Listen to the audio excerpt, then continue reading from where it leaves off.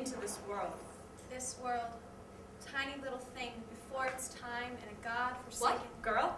Yes, tiny little girl, into this. Out into this. God-forsaken home Time. called, no matter. Parents unknown, unheard of. He having vanished. Thin hair. No sooner buttoned up his breeches. She similarly. 8 months later, almost to the tick. So no love. Spared that. No love which is normally vented on the speechless infant in the home. No. Nor indeed any of any kind. No love of any kind at any subsequent stage. So typical affair. Nothing of any note. Till coming up to 60 when... What? 70. Good God. Coming up to 70. Wandering in a field. Looking aimlessly for cowslips to make a ball. A few steps, and stop. Stare into space. Then on. A few more, stop. Stare again. Drifting around. Till suddenly, gradually, all went out. Hauled that April morning light. And she found herself in the... What? Who? No! She found herself in the dark. And if not exactly insentient, for she could still hear the buzzing. So called. In the ears. And a ray of light came and went, such as the moon might cast, drifting in and out of cloud. But so dull. Feeling so dulled. She did not know what position she was in. Imagine what position she was in. Whether standing Or sitting. But the brain, what? Kneeling? Yes. Whether standing or sitting. Or kneeling, but the brain. What? Lying? Yes. Whether standing or sitting, or kneeling or lying, but the brain still. For its first thought was, oh, long after. Sudden flash! Brought up, as she had been to believe, with the other waifs in a merciful God. Oh, long after, first thought was, sudden flash!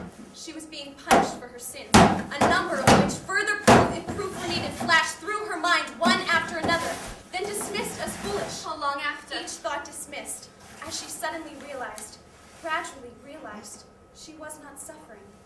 Imagine, could not remember offhand when she had suffered less, unless of course she was meant to be suffering. Huh. Thought to be suffering. Just as the odd time in her life when clearly intending to be having pleasure, she was in fact having none. Not in the slightest. In which case, of course, this notion of punishment for some sin or other, for the whole lot or for no reason in particular, for its own sake, thinks she understood perfectly. That notion of punishment which had first occurred to her, Brought up, as she had been to believe, with the other waifs in a merciful God. First occurred to her, then dismissed as foolish, was perhaps not so foolish, after all. So on, all that vain reasonings, till another thought. Oh, long after. sudden flash! Very foolish, really, but What? the buzzing? Yes, all the time the buzzing, so-called, in the ears. Though actually, not in the ears at all. In the skull. Dull roar in the skull. And this ray or beam, like moonbeam, but probably not. Certainly not. Always in the same spot. Now bright, now shrouded. Always the same spot. Like no moon could. No, no moon. Just all part of the same wish to torment. Though actually, in point of fact, not in the least. Not a twinge. So far, so far than thinking, oh, long after. Sudden flash! Very foolish, really, but so like her in a way that she might do well to groan on and off, as if in actual agony, who could not bring herself. Some flaw in her makeup incapable of deceit. Or the machine.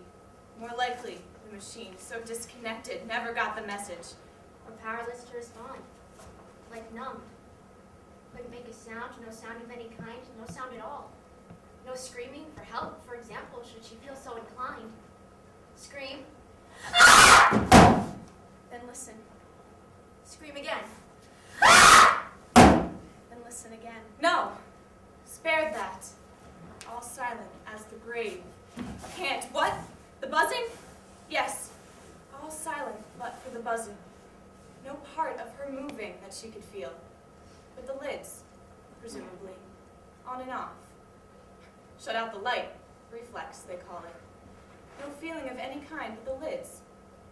Even the best of times. Who feels them? Opening, shutting all that moisture. But the brain still sufficiently. Oh, very much so. At this stage, in control, under control to question even this. So on that April morning, so it reasoned, that April morning, she fixing with her eye a distant bell, as she hastened towards it, fixing it with her eye, lest it elude her, had not all gone out.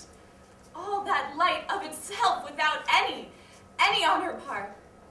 So on it reasoned, vain questionings. And all dead still, sweet, silent as the grave, until suddenly she realized, what? The buzzing? Yes, all silent still but for the buzzing. Until suddenly she realized words were... What? Who? No! She realized words were coming.